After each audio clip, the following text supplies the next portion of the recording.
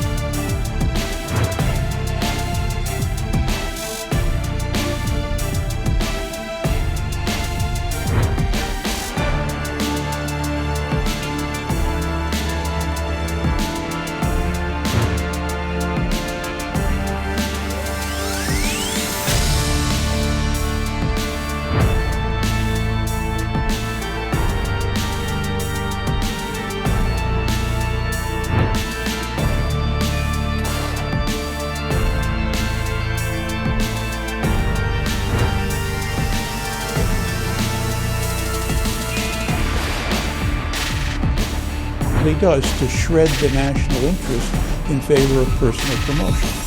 Well, I think the news conference was interesting. Two key advisors to former President Donald Trump have outlined a plan to end the ongoing conflict between Russia and Ukraine, contingent upon Trump's potential victory in the upcoming presidential election.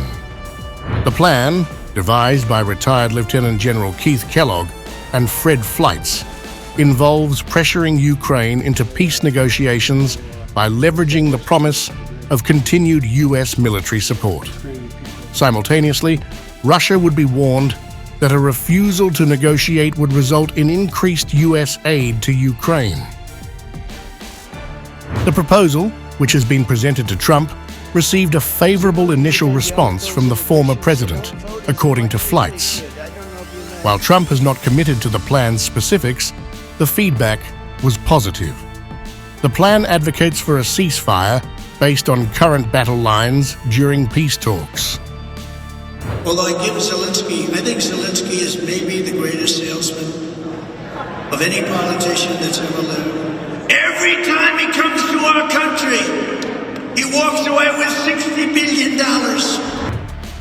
Trump has publicly criticized President Joe Biden's administration for its financial support to Ukraine, accusing Biden of wasting unprecedented amounts of money. Speaking in Detroit, Trump characterized Ukrainian President Volodymyr Zelensky as an adept negotiator who consistently secures significant financial aid from the U.S. The world is in flames. Our border is overrun. Inflation is raging. Europe is in chaos. The Middle East is exploding. Iran is emboldened. China is on the march. The worst, most incompetent person to ever lead this country is dragging us toward World War III. We can't get him out fast enough. I'm worried about the next 5 months. We could end up in World War III with this person. He's the worst president ever. Despite Trump's criticism, his spokesperson, Stephen Chung, clarified that only statements from Trump or authorized campaign members should be considered official. The plan from Kellogg and Fleitz, detailed in a research paper by the America First Policy Institute, represents the most comprehensive strategy yet from Trump's associates. The proposal would significantly alter the U.S. stance on the Ukraine conflict, likely facing resistance from European allies and within the Republican Party. The Kremlin and Ukraine's foreign ministry have not commented on the proposed plan. The strategy emphasizes the urgency of bringing both Russia and Ukraine to the negotiating table quickly if Trump wins the election. Kellogg stressed the necessity of clear communication with both parties, with the U.S. threatening to withdraw support from Ukraine if it refuses to negotiate and promising increased military aid if Russia does not engage in talks. The plan also suggests delaying Ukraine's NATO membership as an incentive for Russia to negotiate. Fleitz noted that the plan does not require Ukraine to formally cede territory to Russia, but acknowledges the improbability of Ukraine regaining full control of its territory in the near future.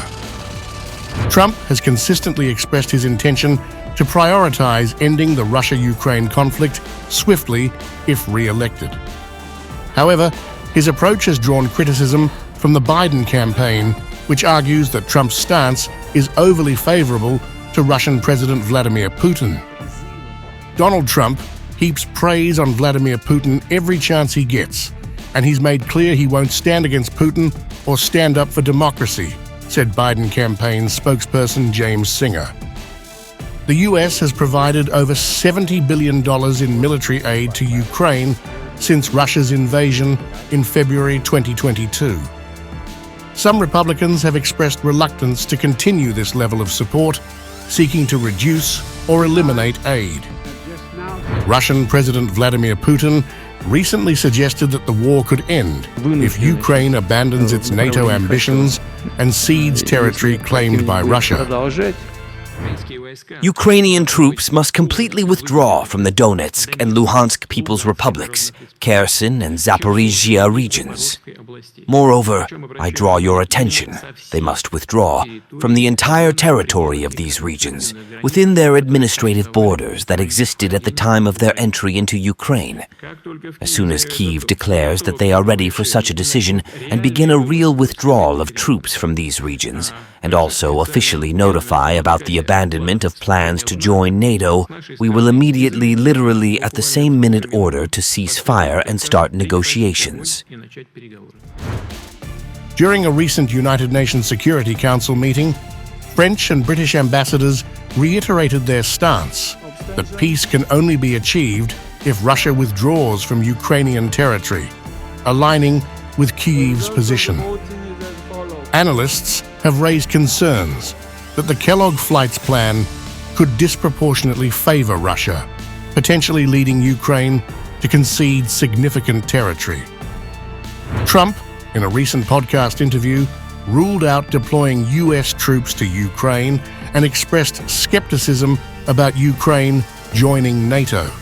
He has indicated a willingness to cut aid to Ukraine if elected, contrasting with Biden's consistent support for increased aid and Ukraine's eventual NATO membership.